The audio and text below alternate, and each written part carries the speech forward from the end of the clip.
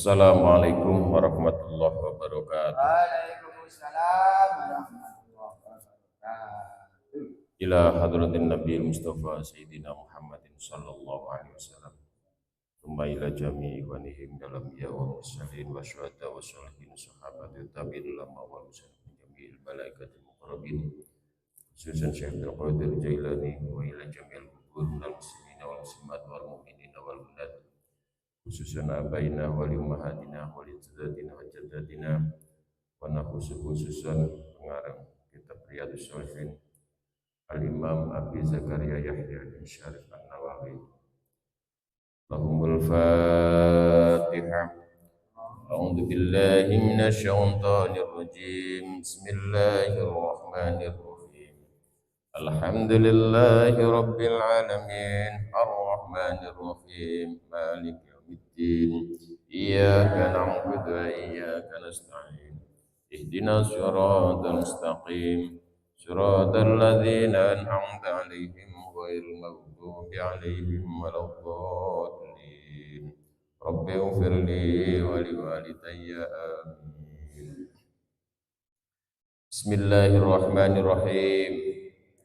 Subhanakallahumma Rabbana la ilma lana illa ma 'allamtana innaka antal alimul hakim wa tub 'alaina innaka antat tawwabur rahim wa taqabbal minna innaka antas samiul alim wa 'allimna min ladunka ilman nafi'a ya dzal jalali wal ikram.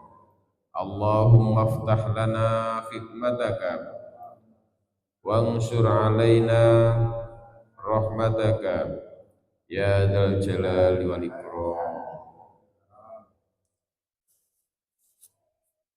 Bismillah, alhamdulillah, la haula wa la quwwata illa billah. Allahumma sholli ala sayyidina Muhammad. Para bapak, para ibu, para sedherek-sedherek ingkang kula hormati. Alhamdulillah, benjing menika kita tasih pinaringan sehat walafiat. Tasih sakit nemui tahun baru Hijriah nggih. Samenika sampun mlebet tanggal setunggal Muharram tahun 1447 Hijriah. Alhamdulillah, mugi-mugi sedaya amalan kita dipun trami kalian Allah Subhanahu wa taala. Mugi-mugi usia kita, umur kita semakin lama semakin barokah nggih. Allahumma amin. Para bapak, para ibu, para sedherek-sedherek kula lanjutaken hadis salajengipun nggih. Bismillahirrahmanirrahim. Wa an Abi Musa, hadis saking Abi Musa, Abdullah bin Qais Al-Asy'ari radhiyallahu an qala Su'ila dan takoni sapa Rasulullah sallallahu alaihi wasallam anir rajuli saking wong lanang yuqatilu kang perang mateni sapa rajul sajaan krana kendel wa yuqatilu lan perang sapa rajul hamiyatan krana panas atine wa yuqatilu lan mateni lan perang sapa rajul riyaan ing pamer krana pamer ayyudzalik yakunu fi sabilillah ayyudzalik apa mengkono yuqatilu syaja'ah wa yuqatilu hamiyah wa yuqatilu riya'an yakunu iku ana apa dzalik fi sabilillah ana iku apa ing dalem sabilillah.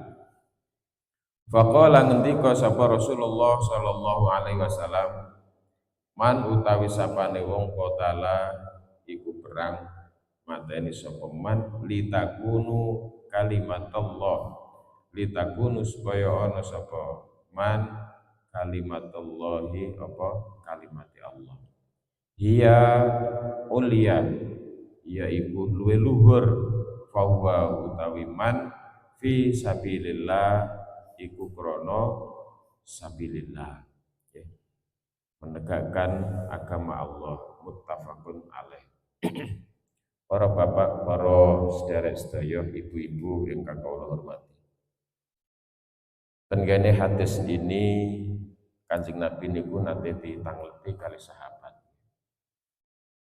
Kanjeng Nabi ana wong perang tapi atine iku mergo ati kendel. Wah, aku iki lho wong kuat. Aku iki lho wong kendel, aku iki lho wong dikjaya. Aku iki lho wong sing gak iso ngalahno. Niki namine duwe ati kendel. Duwe ati kendel. Lajeng ditambahi malih kali seorang laki-laki tadi yang tanya kali Kanjeng Nabi. Wa yuqatilu hamiyatan. Kalau dia itu perang, kemudian punya hati yang panas atine ya. Panas atine ini pun apa? Berarti watine iku cara ngono ya panas. Mangkel. Nah, terus nomor tiga wa yuqatilu riya'an, perang karena dia itu pamer harta, pamer kekayaan, pamer karena gandenge, pamer karena rumai dan sebagainya. Kanjeng Nabi, apakah orang-orang ini itu termasuk sabilillah? Nah, niki pertanyaan-pertanyaan Kanjeng Nabi. Napa pertanyaan sahabat terhadap Kanjeng Nabi? Kanjeng Nabi jawab, mangqatala litakunu kalimatullah hiya ulia fahuwa fi sabilillah. Jadi jawaban dari Kanjeng Nabi itu yang kemudian tidak napa, oh iku salah, iku tidak benar ya. Tapi Kanjeng Nabi mangqatala litakuna kalimatullah. Pokoknya nek perang dengan niat kalimatullah untuk menegakkan agama Allah, untuk menegakkan asma Allah, itulah yang dinamakan dengan sabilillah. Para bapak, para ibu, para saudara-saudara. Mengapa seringkali Kanjeng Nabi di dalam hadis-hadisnya beliau itu banyak sejarah-sejarah kaitannya dengan perang. Memang dalam sejarah perang Kanjeng Nabi niku ada yang namanya perang Ghazwah, ada yang Syariah. Kalau perang Ghazwah itu perang yang dipimpin langsung oleh Kanjeng Nabi Muhammad SAW. Dan itu dalam sejarah sampai pada 27 perang. Makanya di awal-awal Kanjeng Nabi hijrah ke Madinah itu hampir setiap bulan, 2 bulan ya, itu perang. Nah, kemudian perang yang kedua itu Syariah. Syariah itu tidak dipimpin oleh Kanjeng Nabi. Ya, tokoh-tokoh pada saat itu. Nah, itu sampai terhitung dalam perang syariahnya Kanjeng Nabi yang tidak dipimpin oleh Kanjeng Nabi itu jumlahnya 38 sampai 38. Nah, salah satu contoh perang Ghazwah, perang yang dipimpin oleh Kanjeng Nabi langsung itu adalah ada perang Badar, ada perang Uhud, ada perang Khandaq, ada Khaibar ya, sampai yang terakhir adalah Fathul Mekah. Suatu proses yang tidak kunjung selesai. Namun Kanjeng Nabi bukan semata-mata dalam peperangannya itu adalah untuk memperluas daripada daerah dengan tujuan untuk golongan atau pribadi, tidak. Namun Kanjeng Nabi dalam perang ini adalah yang pertama untuk mempertahankan diri. Untuk mempertahankan diri. Karena apa? Islam begitu datang yang dibawa oleh Kanjeng Nabi luar biasa. Kanjeng Nabi ketika di Mekah tidak aman. Dalam bahasa kasarnya, Kanjeng Nabi di Mekah itu diusir. Karena apa? Satu hal yang luar biasa tantangan-tantangannya. Keyakinan yang dibentuk pada saat itu, yang dibentuk oleh Abu Jahal dan kawan-kawan, luar biasa kekuatannya. Sampai nopo di situ itulah mengatakan karena kekuatannya seorang lawannya yang kemudian nopo yang kemudian mengaku-ngaku sebagai Tuhan. Nah, ini tantangan Kanjeng Nabi ketika nopo? Ketika diputus oleh Allah Subhanahu wa taala. Luar biasa tantangannya. Yang akhirnya nopo? Kanjeng Nabi hijrah ke Madinah.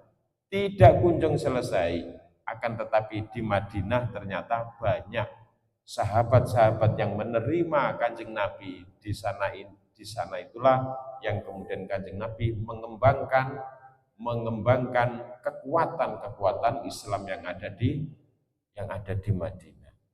Nah, yang pertama mempertahankan diri. Kanjeng Nabi itu manusia biasa, ya.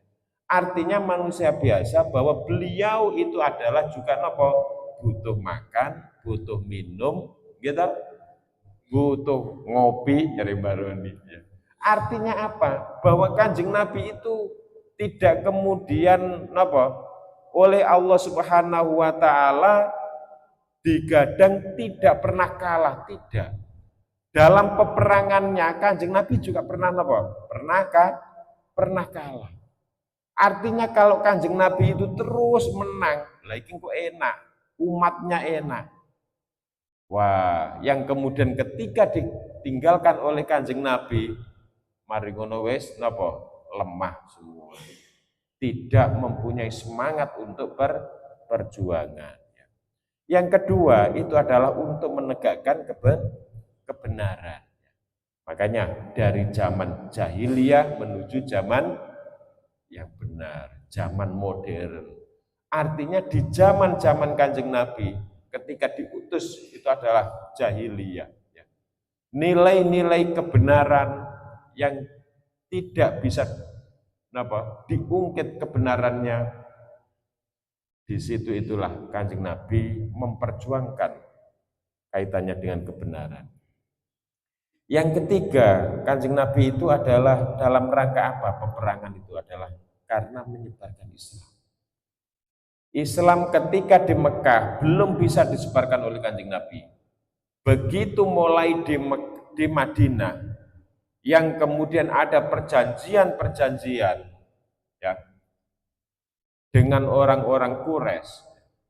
Karena apa? Orang kalau perang itu pikirannya adalah pikiran yo apa carane menang, tanpa bisa berpikir kita ini bagaimana caranya mengembangkan Islam. Nah, di sini inilah pentingnya sekarang kita hubungkan dengan peperangan atau hadis Kanjeng Nabi dengan saat sekarang. Jadi yang namanya fisabilillah dari zamannya Kanjeng Nabi ini adalah ikut perang.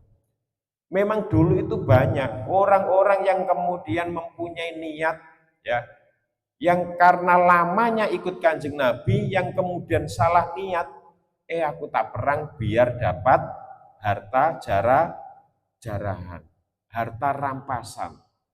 Loh ini zamannya Kanjeng Nabi yang kemudian orang-orang yang mempunyai niat demikian banyak, aku tak perang ben oleh rondo ayu.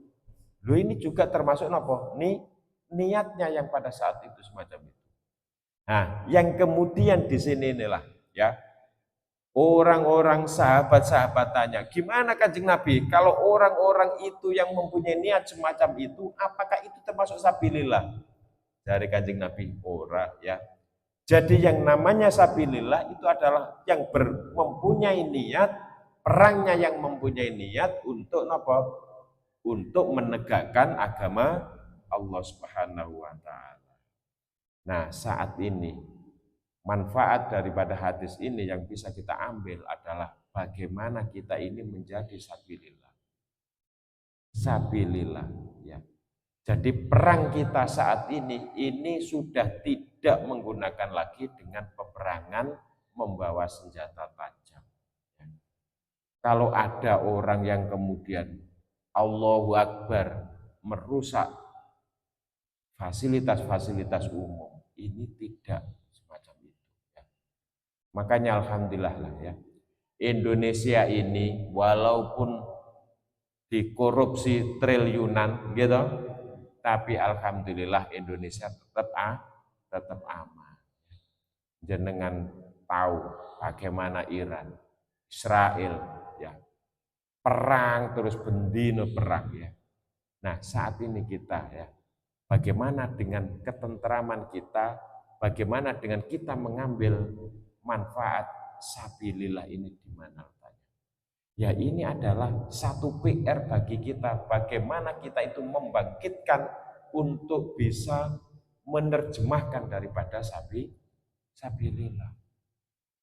Fisabilillah ini kita apa? Kita katakan bagaimana kita ini bisa menyebarkan agama Islam, membuat satu bentuk kekuatan Islam sehingga di mana saja Islam ini bisa diterima. Alhamdulillah Indonesia 87% ya, dari konsep penelitian KTP ini adalah apa? Islam yang terbanyak.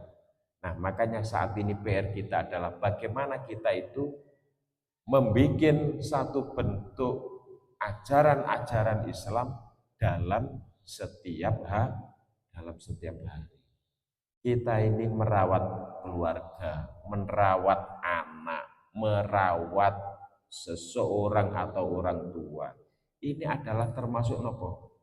Termasuk kegiatan-kegiatan kita yang mari kita niatkan adalah niat lillahi ta'ala.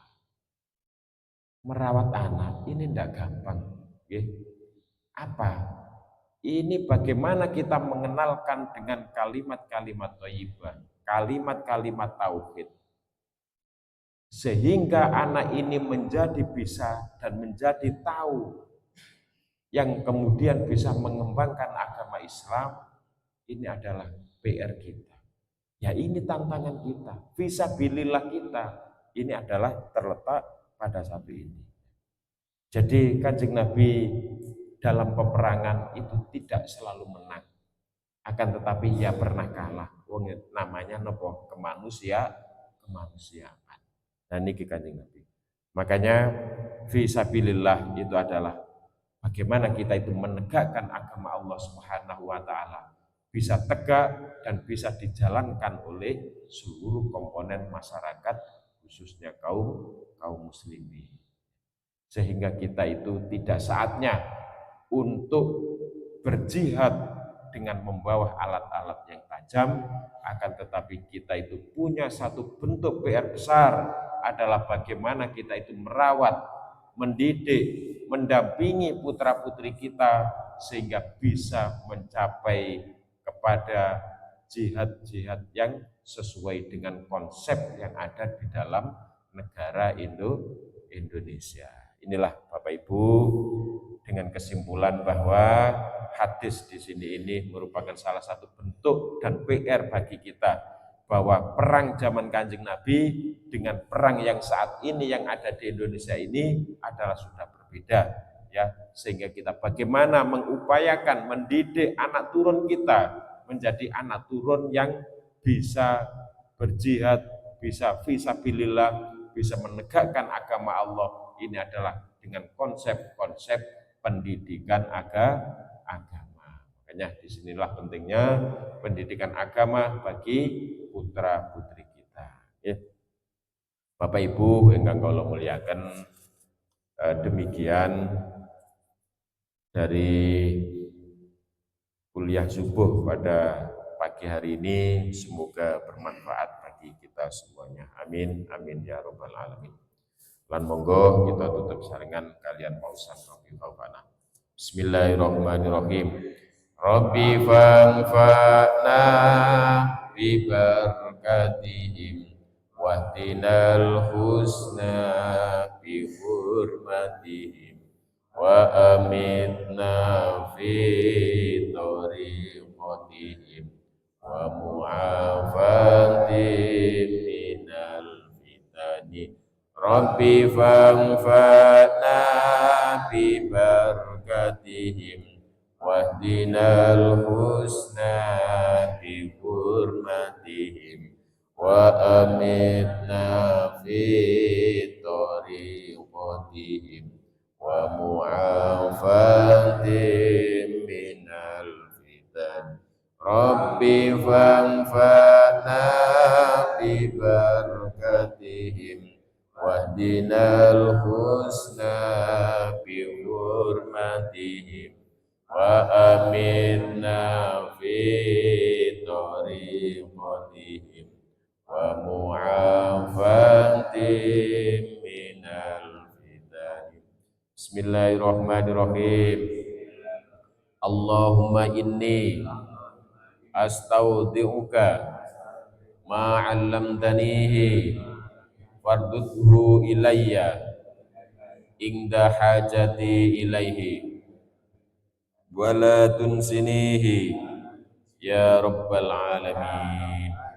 Al-Fatihah. A'udzubillahi minasyaitonir rajim. Bismillahirrahmanirrahim. Alhamdulillah. Iyyaka na'budu wa iyyaka nasta'in. Ihdinas siratal mustaqim. Shiratal ladzina an'amta 'alaihim ghairil maghdubi 'alaihim waladdallin. Demikian kurang lebihnya mohon maaf. Akhiri ihdinas siratal mustaqim. Wassalamualaikum warahmatullahi wabarakatuh.